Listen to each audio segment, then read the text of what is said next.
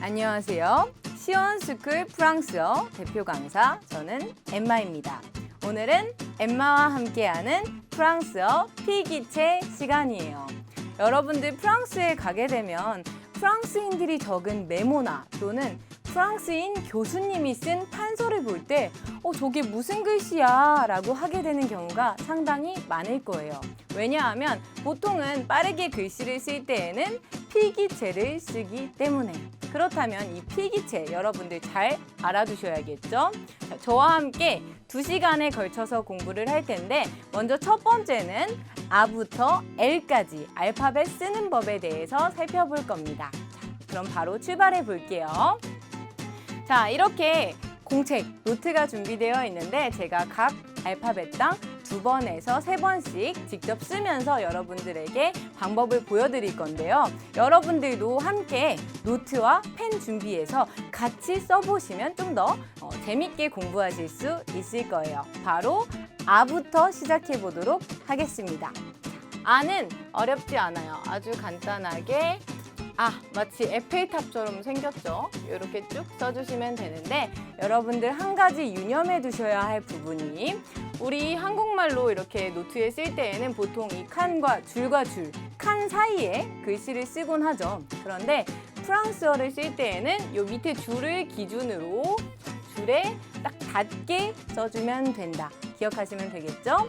자, 두 번째, 소문자 아로 가볼게요. 소문자 아는 우리가 영어를 쓸 때 많이 쓰던 그 형태 그대로 써주시면 됩니다. 반달을 그려주고 짝대기 쭉. 자, 이때 필기체는 보통 쭉 연결해서 많이 쓰기 때문에 이렇게 된 형태로 많이 쓴다. 여기 짝대기가 앞쪽에 살짝 그어져 있다 라고 생각하시면 됩니다. 두 번째, 배로 가볼게요. 배는 약간 멋있게 써주는 느낌으로 쭉 하나 내려오고 이렇게 써주시면 됩니다. 역시 밑에 줄에 다 있죠? 이렇게 배. 그리고 바로 소문자 배로 넘어갈게요. 소문자 배가 사실 조금 복잡한 형태인데 잘 기억해 두셔야 합니다. 자, 따라해 보세요. 먼저 밑에서 쭉 올라갔다가 이렇게 끝에를 올려주세요. 그러니까 보통 문자를 쓰다 보면 시작점은 이 밑에 부분이 되는 경우가 많아요. 그래서 밑에서 시작해서 쭉 올라왔다가 내려와서 여기를 완전히 덮지 않고 살짝 틈이 있는 상태에서 올려준다 라고 보시면 됩니다.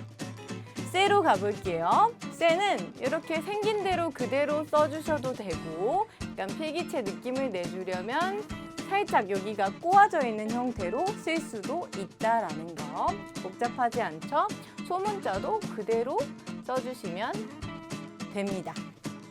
자, 그럼 대로 가볼게요. 대는 순서가 보통 위쪽에서 이렇게 내려와서 한번 돌려주고 뚜껑을 크게 덮어주시면 돼요. 예쁘죠? 한 번 더 가볼까요? 이렇게 해서 이거를 좀 길게 이렇게 끌어주기도 해요. 그러면 대. 자, 그 다음 소문자 대로 가볼까요? 소문자 대는 어려울 게 없어요. 그대로 역시 단원을 그어주고 쭉 내려옵니다. 올라갔다 내려오는 형태로 써주면 된다. 자, 많이 왔죠? 이번에는 으는 약간 용수철 같이 생겼어요. 자, 이런 식으로 이렇게 좀 특이하죠? 약간 이게 뭐야 그림이야 할 수도 있는데 이런 식으로 써주시면 되고 바로 소문자 가볼게요. 소문자 도 역시 이어서 써주다 보니까 자, 선이 하나 쭉 올라오고 그 다음에 이렇게 써주시면 됩니다. 원래 모양은 이렇게 쓰는 게 맞는데 빠르게 쓰다 보면 보통 이렇게 많이 기울어져서 쓴다라고 기억하시면 됩니다. 바로 F로 갈게요. 보통 이렇게 대가 있는 경우는 대부터 이렇게 하나 그어주고 그 다음에 뚜껑을 덮어줍니다. 그리고 여기 짝대기 하나 그어줘야겠죠? F 다시 가볼게요. 이렇게 F 그리고 소문자 F로 갈게요. 역시 소문자를 살짝 주의해 주셔야 되는데 어떤 식으로 가냐면 먼저 이렇게 해서 이렇게 조금 특이하죠. 먼저 시작점은 여기 선 중간 부분이라고 보시면 돼요. 그래서 올려서 다시 이렇게 내주면 이게 바로 F. 그러면 그 다음 G로 갑니다.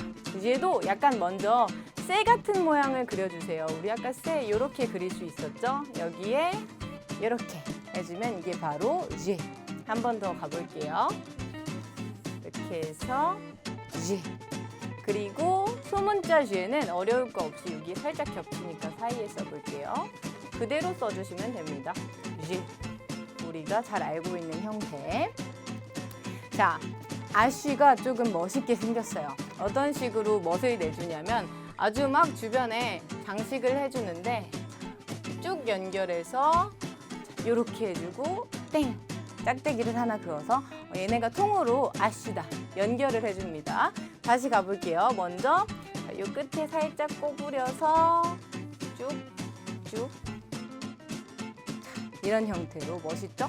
벨트한 것처럼 만들어주고 그 다음 소문자 아쉬 같은 경우 역시 밑에서 시작합니다. 밑에서 이렇게 올라왔다가 그대로 아쉬 모양이 있는데 끝에를 살짝 올려줘요. 다음 문자 와야 되니까 또 갑니다. 이렇게 아쉬 이런 식으로 써준다. 자, 여러분 거의 다 왔습니다. 이번에는 이의 특징은 이 양쪽에 기둥같이 생겼죠. 위아래 받침대를 조금 크게 그려준다라고 보시면 돼요. 어떤 식으로 해주냐면 약간 이렇게 생긴 게 J처럼 생겼죠. 근데 J가 아니라 이다. 그러니까 프랑스어로는 G랑 비교할 수 있는데 바로 여러분들 밑에서 차이점 확인하실 수 있을 거예요. 그럼 소문자로 갑니다. 소문자는 그냥 원래 이 형태인데 앞쪽에 우리가 문자를 쓰다 보니까 역시 연결해주는 선이 있고 밑으로 내려주고 그 다음 문자를 위해서 끝에를 살짝 빼줍니다. 그리고 점은 마지막에 이렇게 찍어주시면 돼요. 이렇게 이런 식으로. 자, 이번에는 G. 바로 비교를 해볼게요. 형태가 아주 유사해요. 위에도 이렇게 뚜껑을 만들어주고 대신에 이 꼬리를 완전히 넘겨줍니다. 그러면 이게 바로 G. 한 번 더. G. 마치 음표 같죠? G. 이렇게 써주시고 소문자도 바로 가볼게요. 소문자도 이랑 상당히 유사해요. 먼저 이렇게 시작해서 앞에 문자에서 뒤에 딱 꼬아주고 점. 다시 이렇게. 이런 식으로. 어렵지 않죠? 자, 마지막 페이지입니다. 이번에는 꺄 가볼게요. 꺄도 살짝 멋을 부려준다고 보시면 돼요. 우리 앞에서 했던 것처럼 이런 식으로 먼저 멋을 내주는데 그 다음에는 안쪽으로 이렇게 꼬부려주고 역시 안쪽으로 꼬부려주고 되게 귀여운 문자 형태가 완성이 됐죠? 이런 식으로 사용합니다. 이렇게 해주고 꼬아주고 꼬아주고 한 번 더 이렇게 너무 과하면 살짝 덜 꼬아서 사용하셔도 무방해요. 당연히 이렇게 써주시고 이번에는 소문자로 갑니다. 소문자는 역시 밑에서 시작해서 쭉 배를 먼저 그려주고 그 다음에 여기서 연결을 해서 이 꺄를 써줄 거예요. 마치 대문자 알 같죠? 그런데 소문자 꺄라는 거 다시 가볼게요. 쭉 올라갔다 내려와서 다시 그대로 반 올라온 다음에 이렇게 꺄 한 번만 더 이렇게. 자, 이제 마지막 L입니다.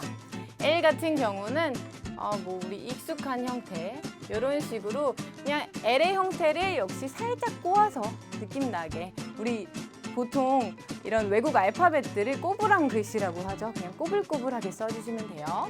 가볼게요. 이렇게